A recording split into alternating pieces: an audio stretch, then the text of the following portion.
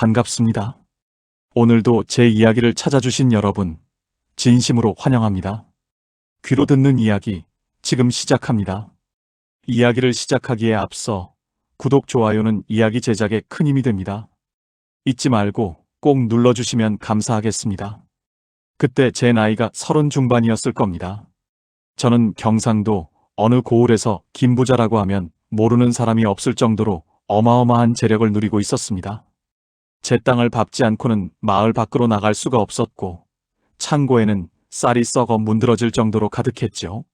집안에는 비단 옷감이 산처럼 쌓여 있었고, 번쩍이는 금은 보화는 방마다 넘쳐났습니다. 세상에 무서울 것이 무엇이 있었겠습니까?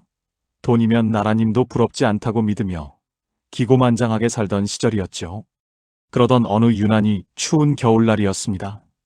동지 섣달 긴긴 밤에 눈발이 매섭게 휘날리는데 사랑채에서 귀한 손님들과 산의 진미를 차려놓고 술판을 벌이고 있었죠. 따뜻한 온돌방에서 기름진 안주를 씹으며 거드름을 피우고 있는데 밖에서 웬 소란스러운 소리가 들리는 것이 아니겠습니까? 누가 감히 내 집 앞에서 소란이냐며 노발대발하여 문을 열어젖혔습니다. 그랬더니 거기 웬 거지가 하나 서 있었습니다. 다 떨어진 집신 한 짝에 구멍난 거적을 걸친 채 온몸을 벌벌 떨며 마당 한가운데 서 있더군요. 하인들이 쫓아내려는데도 이 거지가 막무가내로 버티며 저를 빤히 쳐다보고 있었습니다. 제가 껄껄 웃으며 말했습니다. 이복의 거렁뱅이 친구, 밥 한 술 얻어먹으러 왔다면 저 뒷간 옆에서 기다리지 왜 귀한 손님들이 계신 앞마당에서 소란인가? 내 자네를 위해 특별히 개밥 그릇에 남은 찌꺼기라도 좀 챙겨주랴. 그러자 그 거지가 피식 웃더니 고개를 치켜들고 저를 똑바로 바라보는 겁니다. 그 눈빛이 얼마나 서슬퍼런지 순간 저도 모르게 뒷걸음질을 칠 뻔했습니다. 그 거지가 입을 열더니 저에게 이렇게 말하더군요. 김부자 어르신, 세상 천지에 당신이 가장 부자라고 생각하십니까? 제가 보기에 당신은 이 고을에서 가장 가난한 알거지나 다름없습니다. 그 말을 듣는 순간 제 얼굴이 화끈 달아올랐습니다. 주변의 손님들과 하인들이 모두 지켜보고 있는데 이런 거지에게 모욕을 당하다니요. 제가 소리를 질렀습니다. 이놈이 미쳤구나. 내가 가진 논밭만 해도 수백 마직이요. 내 창고의 금화만 해도 내 놈 같은 거지 1000명을 평생 먹이고도 남는다. 그런데 내가 거지라고? 거지는 눈 하나 깜짝하지 않고 대답했습니다. 예, 그렇습니다. 당신은 오직 눈에 보이는 껍데기만 가졌을 뿐 진짜 재물은 하나도 없습니다. 만약 당신과 내가 전 재산을 걸고 대결을 한다면 당신은 단 한 판도 저를 이기지 못할 것입니다. 만약 제가 진다면 제 목숨을 내놓겠으나 당신이 진다면 당신의 그 모든 재산을 가난한 이들에게 나눠주시겠습니까? 저는 기가 막혔습니다. 이 미친 거지가 제정신이 아니라고 생각했지요. 하지만 술기운에 오기가 생겼습니다. 그래 좋다. 내 놈이 도대체 무엇을 가졌기에 감히 나에게 재산 대결을 신청하느냐? 내 너의 그 당돌함을 보아 대결을 받아주마. 만약 내 놈이 나보다 부자라는 것을 증명하지 못하면 내 목숨은 오늘로 끝인 줄 알아라. 그렇게 해서 조선 역사상 유례없는 고을 최고의 부자와 알거지의 목숨을 건 재산 대결이 시작되었습니다. 손님들은 흥미진진한 표정으로 구경꾼이 되었고 저는 당장 창고 문을 열라고 시켰습니다. 저는 첫 번째로 제 창고에 가득한 쌀자루들을 보여주었습니다. 보아라. 이 쌀이면 우리 고을 사람 전체가 1년을 먹고도 남는다. 너는 이만한 양식을 가졌느냐? 거지는 빙그레 웃으며 주머니에서 무언가를 꺼냈습니다. 그것은 흙 한 줌이었습니다. 거지가 말했습니다. 어르신, 당신의 쌀은 시간이 지나면 썩고 벌레가 먹지만 제가 가진 이 흙은 내년 봄이 되면 수만 송이의 꽃을 피우고 수만 알의 곡식을 다시 만들어내는 대지의 근원입니다. 당신의 쌀은 소비하면 없어지지만 제가 가진 이 대지의 생명력은 결코 줄어들지 않습니다. 누가 더 큰 부자입니까? 저는 코웃음을 쳤습니다. 궤변이로구나. 흙은 길가에 널린 것이 아니냐? 하지만 거지는 굴하지 않고 저를 산으로 데리고 갔습니다. 달빛 아래 펼쳐진 거대한 숲과 흐르는 강물을 가리키며 말했습니다. 저 숲의 나무들과 강물 속의 물고기들, 그리고 하늘의 구름까지 모두 제 것입니다. 저는 그것들을 소유하려 들지 않기에 그 모든 것이 제 것이 되었습니다. 당신은 울타리를 치고 당신 것만 지키려 하지만 저는 온 세상을 제 정원으로 쓰고 있지요. 화가 난 저는 집으로 돌아와 제 보물 상자를 열었습니다. 그 안에는 영롱한 빛을 내는 대추할 만한 진주와 황금이 가득했습니다. 이것을 보고도 내가 부자라고 우길 테냐? 이 진주 하나면 내 놈 같은 인생은 100번을 다시 태어나도 만져보지 못할 값어치다. 그러자 거지는 제 마당에 핀 매화나무 밑으로 저를 불렀습니다. 마침 눈 속에 핀 매화 한 송이가 은은한 향기를 내뿜고 있었죠. 거지가 그 향기를 깊이 들이마시며 말했습니다. 어르신, 당신의 진주는 아무리 아름다워도 향기가 없습니다.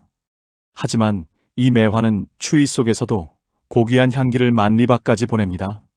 당신의 황금은 사람의 욕심을 부추겨 싸움을 만들지만 이 꽃향기는 근심 많은 이의 마음을 단번에 치유합니다. 생명을 살리는 향기와 생명을 죽이는 금덩이 중 무엇이 진정한 보물입니까? 저는 점점 말문이 막히기 시작했습니다. 이 거지는 세상의 모든 가치를 제가 생각하는 것과는 전혀 다른 방향으로 해석하고 있었거든요. 하지만 물러설 수는 없었습니다. 제 목숨보다 소중한 자존심이 걸린 일이었으니까요. 저는 마지막으로 제가 거느린 수많은 노비와 하인들을 줄 세웠습니다. 보아라, 이 많은 사람이 내 말 한마디면 죽는 신용까지 한다. 나의 권세는 하늘을 찌른다. 너에게 이런 충성스러운 신하들이 있느냐? 거지는 가만히 고개를 저었습니다. 그러더니 대문 밖을 향해 크게 휘파람을 불었습니다. 그러자 어디선가 동네 아이들과 이름 모를 산짐승들이 하나둘씩 모여들기 시작하는 게 아니겠습니까? 거지는 품속에서 마른 떡 조각 몇 개를 꺼내 아이들에게 나눠주었고 아이들은 천사 같은 웃음을 지으며 거지의 품에 안겼습니다. 산새들은 거지의 어깨에 내려앉아 노래를 불렀지요. 거지가 저를 보며 말했습니다. 어르신, 당신의 사람들은 매를 맞을까 무서워 혹은 돈을 줄까 기대하며 당신 앞에 굴복하고 있습니다. 하지만 저의 친구들은 아무런 대가 없이 저와 사랑을 나눕니다. 당신이 쓰러지면 저들은 도망가겠지만 제가 아프면 저 아이들은 눈물을 흘릴 것입니다. 당신의 권력은 공포 위에 세워졌으나 저의 부유함은 진심 위에 세워져 있습니다. 이제 누가 더 진정한 주인인지 아시겠습니까? 저는 온몸에 힘이 빠지는 것을 느꼈습니다. 제가 평생을 바쳐 모아온 것들이 이 거지 앞에서는 한낱 먼지보다 못한 것들로 변해가고 있었죠. 하지만 아직 끝난 것이 아니었습니다. 저는 마지막 승부수를 던지기로 했습니다. 이보게, 지금까지는 내 놈의 말장난에 불과하다. 재산이란 모름지기 위급한 순간에 나를 지켜줄 수 있어야 하는 법이다.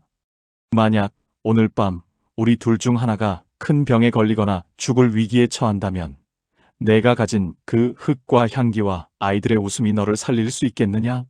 내 금은 보화는 천하의 의원을 부를 수 있고 명약을 살 수 있다. 거지는 잠시 침묵하더니 저를 뚫어지게 쳐다보았습니다. 그리고는 아주 낮은 목소리로 속삭였습니다. 어르신, 그럼 오늘 밤 우리가 서로의 목숨을 걸고 마지막 대결을 해보시겠습니까? 돈으로 사는 생명과 순리로 얻는 생명 중 어느 것이 더 강한지 말입니다. 그 말과 동시에 갑자기 하늘에서 마른 하늘에 날벼락이 치더니 제 창고 쪽으로 불길이 치솟기 시작했습니다. 불이야!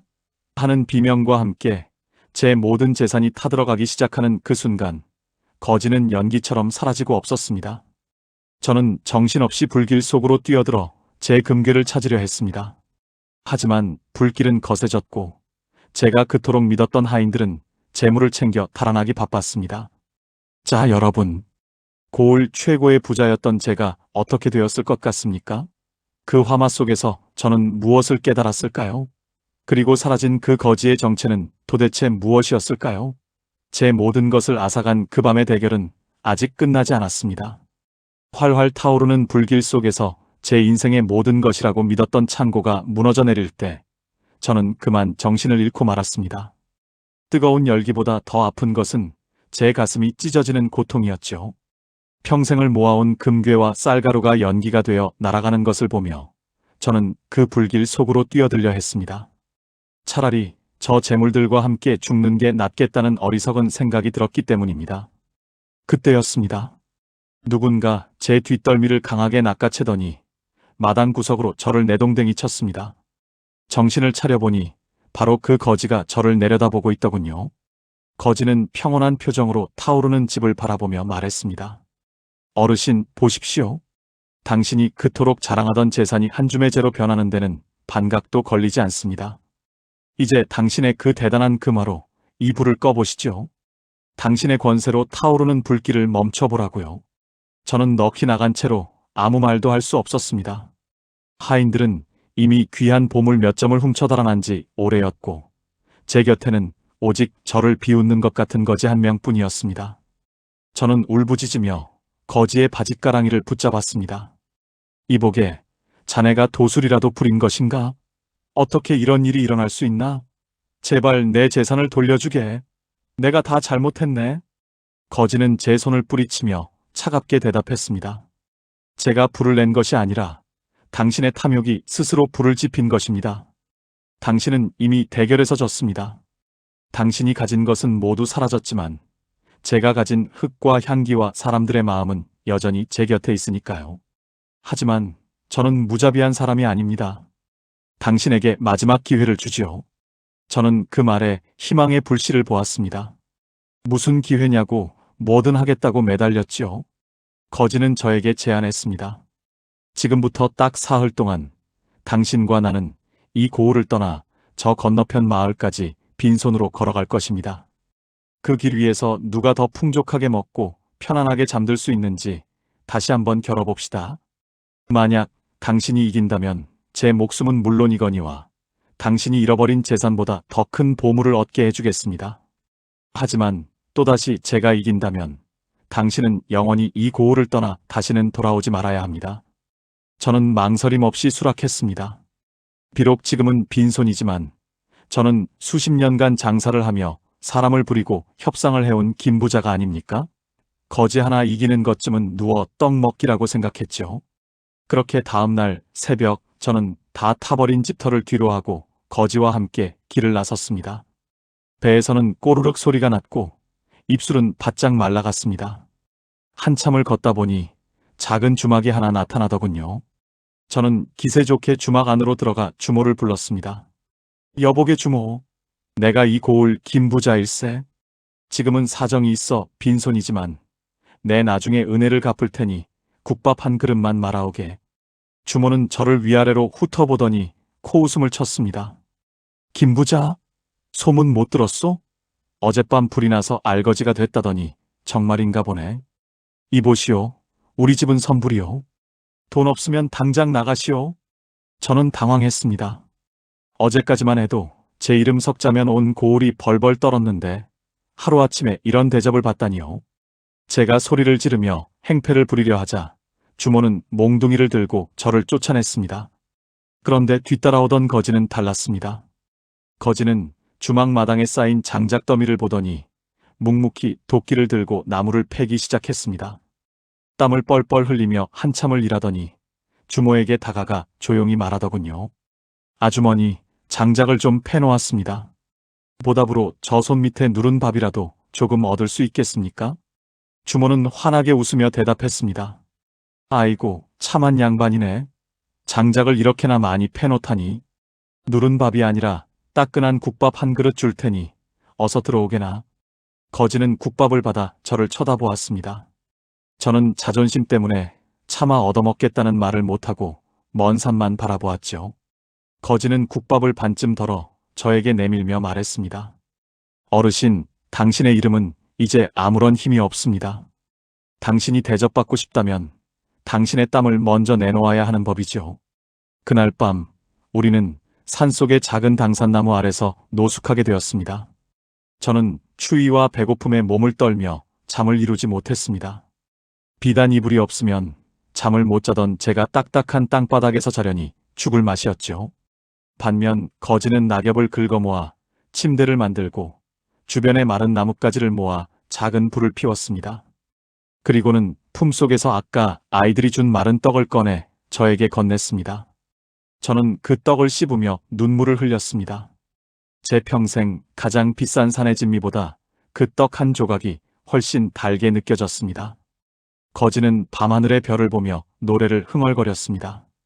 그 노래가 어찌나 구슬프고 아름다운지 저는 제 인생이 어디서부터 잘못된 것인지 깊은 생각에 잠기게 되었습니다. 둘째 날이 되었습니다. 우리는 길을 가다 무거운 짐을 지고 고개를 넘어가는 할머니 한 분을 만났습니다. 저는 힘이 들어 못 본 척 지나치려 했지만 거지는 선뜻 다가가 할머니의 짐을 대신 짊어졌습니다. 거지는 땀을 흘리면서도 할머니와 즐겁게 이야기를 나누며 산길을 올랐습니다.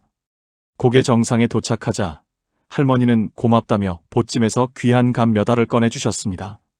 그리고는 제 얼굴을 보며 한마디 하셨죠. 저 양반은 인상이 왜 저렇게 험악하대?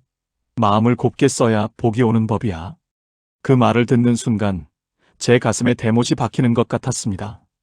제가 부자로 살 때 사람들은 제 앞에서 고개를 조아렸지만 뒤에서는 모두 저를 욕하고 있었던 겁니다. 저는 권력을 가졌으나 존경을 얻지 못했고 재물을 가졌으나 진심을 얻지 못했다는 사실을 그제야 깨달았습니다. 어느덧 사흘째 되는 날 우리는 목적지인 건너편 마을 입구에 도착했습니다. 거지는 마을 앞 정자나무 아래서 저에게 물었습니다. 자, 어르신. 이제 대결의 결과를 인정하시겠습니까? 지난 사흘 동안 누가 더 부자로 살았습니까? 저는 고개를 숙였습니다. 제가 졌습니다.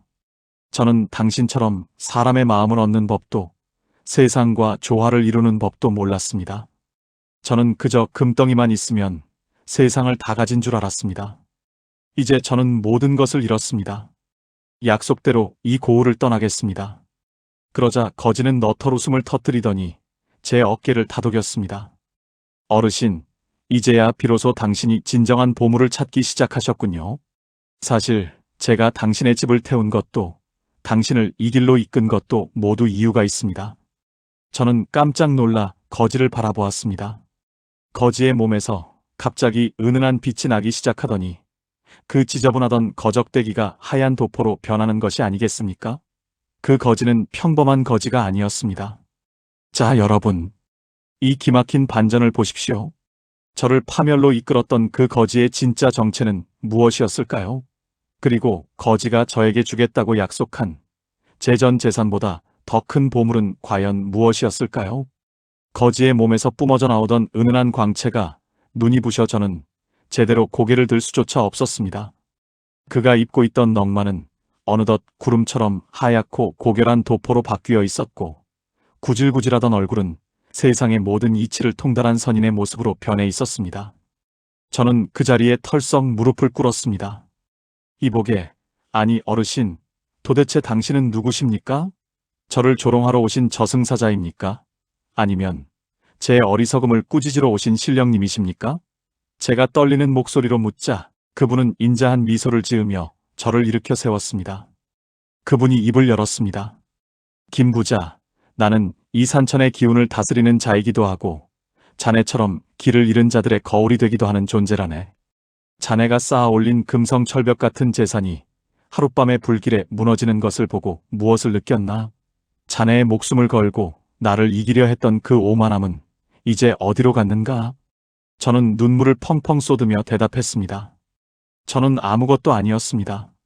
그토록 자랑하던 쌀 한 톨도 제 허기를 채워주지 못했고 그 빛나던 황금도 제 추위를 막아주지 못했습니다. 길가에서 만난 할머니의 꾸지람이 제 가슴을 더 깊게 찔렀고 당신이 건네준 마른 떡 한 조각이 제 목숨을 살렸습니다. 저는 부자가 아니라 세상에서 가장 가난한 마음을 가진 껍데기뿐인 인간이었습니다. 그러자 신령님은 품속에서 아주 작고 보잘것없는 주머니 하나를 꺼내 제 손바닥 위에 올려놓았습니다.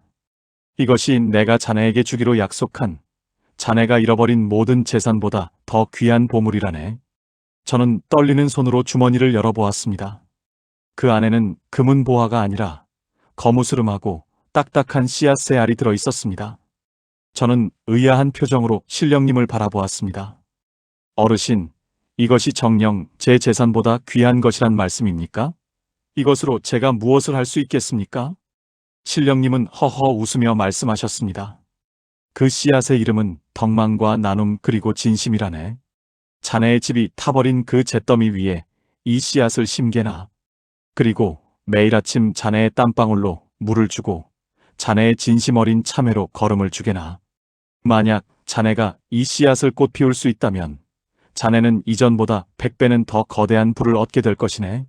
하지만 명심하게나. 욕심이 조금이라도 섞인다면 이 씨앗은 그 자리에서 썩어 문드러질 것이야. 그 말씀을 끝으로 신령님은 한 줄기 바람처럼 허공으로 사라지셨습니다. 정신을 차려보니 저는 다시 마을 어귀에 홀로 서 있었고 제 손에는 신령님이 주신 씨앗의 알만이 꽉 쥐어 있었습니다. 저는 그 길로 다시 제 고향 고을로 발걸음을 옮겼습니다. 마을에 도착하니 소문은 이미 파다했습니다. 김 부자가 망해서 거지가 되어 떠났다는 소리에 마을 사람들은 고소해하기도 하고 쯧쯧 혀를 차기도 했습니다. 저는 부끄러움을 무릅쓰고 검게 그을린 제 집터로 향했습니다. 하인들도 다 떠나고 무너진 석가래만 뒹구는 그 참혹한 현장에서 저는 무릎을 꿇고 땅을 파기 시작했습니다. 비단옷은 갈기갈기 찢어지고 손톱 밑에는 흙대가 끼었지만 저는 아랑곳하지 않았습니다. 신령님이 말씀하신 대로 잿더미 한가운데에 씨앗의 알을 정성스럽게 심었습니다. 그리고 그날부터 저는 근처 냇가에서 물을 길어와 매일같이 그곳을 가꾸었습니다. 사람들은 저를 보고 미쳤다고 손가락질했습니다. 저 미친 영감이 불난 자리에 무슨 농사를 짓느냐며 비웃었죠. 하지만 저는 그들의 조롱을 묵묵히 견뎌냈습니다. 밥을 구할 길이 없어 예전 같으면 쳐다보지도 않았을 거친 보리밥을 빌려 먹으면서도 저는 매일 아침 씨앗 앞에 머리를 숙이고 참회의 기도를 올렸습니다. 그러던 어느 날이었습니다. 도무지 싹이 날 것 같지 않던 그 시커먼 잿더미에서 푸르스름한 싹 하나가 쏙 하고 올라오는 것이 아니겠습니까? 그 작고 가녀린 싹을 보는 순간 제 심장이 멈추는 것 같았습니다. 그것은 희망이었고 용서였으며 제가 다시 살아갈 이유였습니다. 그런데 참으로 이상한 일이 벌어지기 시작했습니다. 그 싹이 자라나면서 마을에 흉년이 들어 굶주리던 사람들이 하나둘 제 집터 주변으로 모여들기 시작한 겁니다. 저는 제가 먹을 것도 부족했지만 신령님이 가르쳐 주신 대로 작은 것 하나라도 이웃과 나누기 시작했습니다. 제가 길어온 물을 목마른 이에게 먼저 주고 제가 빌려온 밥을 배고픈 아이들에게 먼저 건넸습니다. 그러자 놀라운 기적이 일어났습니다. 제가 심은 그 씨앗에서 난 꽃은 평범한 꽃이 아니었습니다. 그 꽃 향기가 온 마을에 퍼지자 병든 사람들의 병이 낫고 슬픔에 잠겼던 이들의 얼굴에 웃음꽃이 피기 시작한 것이죠. 마을 사람들은 저를 다시 부르기 시작했습니다. 예전의 욕심쟁이 김 부자가 아니라 덕을 베푸는 김 선생이라고 말입니다. 하지만 시련은 여기서 끝나지 않았습니다. 제 집터 아래에 엄청난 보물이 숨겨져 있다는 소문이 인근 고을의 탐욕스러운 사또의 귀에 들어간 것입니다. 사또는 군사들을 거느리고 제 집터를 덮쳤습니다. 여러분, 사또의 칼날이 제 목 앞에 닿았던 그 절체절명의 순간으로 다시 돌아가 보겠습니다. 사또는 시뻘건 눈을 부릅뜨고 제 멱살을 잡으며 소리를 질렀습니다. 이놈 김 부자! 내가 이 잿더미 아래에 어마어마한 금덩이를 숨겨두고는 꽃을 피우니 어쩌니 하며 사람들을 속였다지? 당장 그 보물을 내놓지 않으면 내 목을 치고 말 것이다. 저는 사또의 서슬 퍼런 칼날 앞에서도 이상하게 마음이 평온했습니다. 예전에 저였다면 살려달라고 애걸복걸하며 금화를 바쳤겠지만 이제는 잃을 것이 없었거든요. 저는 조용히 눈을 감고 대답했습니다. 사또 나리, 보물은 이미 나리 앞에 펼쳐져 있습니다. 저 푸른 싹과 마을 사람들의 웃음이 바로 제가 찾은 보물입니다. 그 외에 다른 금부치는 단 하나도 없습니다. 그러자 사또는 미친 듯이 웃으며 군사들에게 명령했습니다. 저놈이 나를 기만하는구나. 당장 저 싹들을 다 뽑아버리고 땅을 파헤쳐라. 한 치의 땅도 남기지 말고 보물을 찾아내라. 군사들이 달려들어 제가 정성껏 가꾼 싹들을 짓밟으려 할 때였습니다. 갑자기 하늘이 어두워지더니 세찬 바람이 불기 시작했습니다. 그리고 제가 심었던 그 세 개의 싹에서 눈부신 빛이 뿜어져 나오기 시작하더니 순식간에 넝쿨이 뻗어나와 군사들의 발을 묶어버리는 게 아니겠습니까? 사또는 당황해서 뒷걸음질을 쳤습니다. 이게 무슨 요술이냐며 소리를 질러댔지요. 그때 마을 사람들이 하나둘씩 모여들기 시작했습니다. 그들은 몽둥이와 낫을 들고 저를 감싸 안으며 사또를 향해 외쳤습니다. 사또 나리, 이 어르신은 우리를 살리신 분입니다. 우리에게 밥을 나눠주고 마음을 치유해 주신 분을 해치려 한다면 우리도 가만히 있지 않겠습니다. 저는 깜짝 놀랐습니다. 예전에 저를 증오하던 그들이 이제는 저를 위해 목숨을 걸고 맞서 싸우려 하고 있었습니다. 그때 허공에서 쩌렁쩌렁한 목소리가 들려왔습니다. 탐욕에 눈이 멀어 백성의 고혈을 짜내고 이제는 선량한 마음조차 짓밟으려 하는가. 그 소리와 함께 지난번 그 신령님이 다시 나타나셨습니다. 신령님은 환한 표정으로 사또를 바라보며 손을 흔드셨습니다. 그러자 사또가 입고 있던 화려한 관복이 한순간에 그 거지가 입었던 넝마로 변해버렸고 사또의 손에 들려있던 칼은 말라비틀어진 나뭇가지로 변했습니다. 신령님은 사또에게 말씀하셨습니다. 내가 그토록 탐하던 재산은 이제 신기루처럼 사라질 것이다. 너는 오늘부터 이 고을의 가장 낮은 곳에서 사람들의 슬픔을 체험하며 참회하도록 하라. 사또는 겁에 질려 도망을 쳤고 신령님은 저를 향해 인자하게 웃으셨습니다. 김 선생, 이제 자네는 진정한 재산이 무엇인지 알게 되었는가?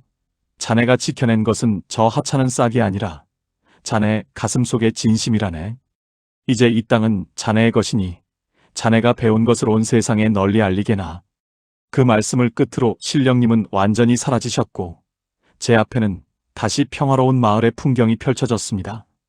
그날 이후 제 삶은 완전히 바뀌었습니다.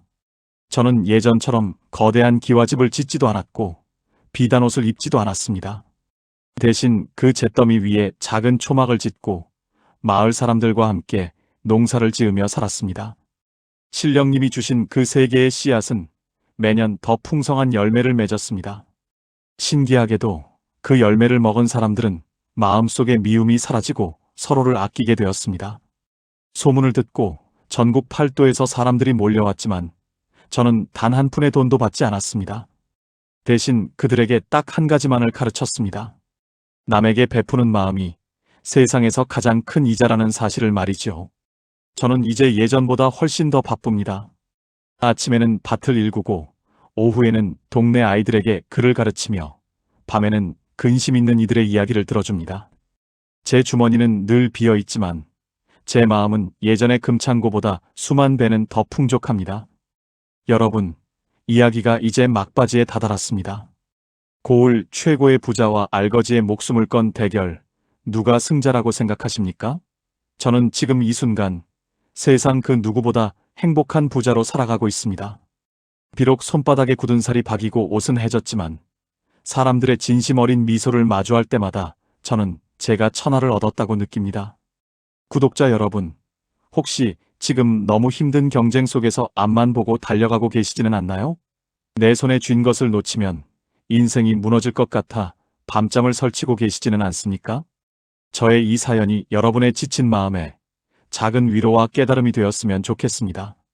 진정한 부는 통장의 숫자가 아니라 내 곁에 있는 사람의 수, 그리고 그들과 나눈 따뜻한 마음의 깊이에서 온다는 것을 잊지 마십시오. 저 김부자가 겪었던 그 뜨거웠던 불길과 시린 겨울의 여행이 여러분에게는 조금 더 일찍 전해진 선물이 되었기를 바랍니다. 오늘 제 이야기는 여기서 마무리하겠습니다. 긴 시간 귀 기울여 들어주셔서 진심으로 고맙습니다. 하지만 여러분, 제가 아까 말씀드린 그 세 개의 씨앗 중 마지막 하나에 얽힌 비밀은 아직 다 말씀드리지 못했네요. 그 씨앗에서 난 꽃이 딱 한 번, 보름달이 뜨는 밤에만 피어난다는 사실을 알고 계십니까? 그 꽃이 피면 온 마을에 황금보다 귀한 기적이 일어난다고 하는데요. 과연 그 기적이 무엇인지, 그리고 그 꽃을 본 사람들에게 어떤 놀라운 변화가 생겼는지 궁금하지 않으신가요? 이 흥미진진한 뒷이야기는 다음 시간에 더 생생하고 감동적인 사연으로 여러분을 찾아뵙겠습니다. 오늘 밤 여러분의 꿈속에도 그 신비로운 꽃향기가 가득하시길 빌겠습니다. 구독과 좋아요는 저에게 큰 힘이 된다는 거 아시죠? 그럼 다음 편에서 다시 만나요. 안녕히 계십시오.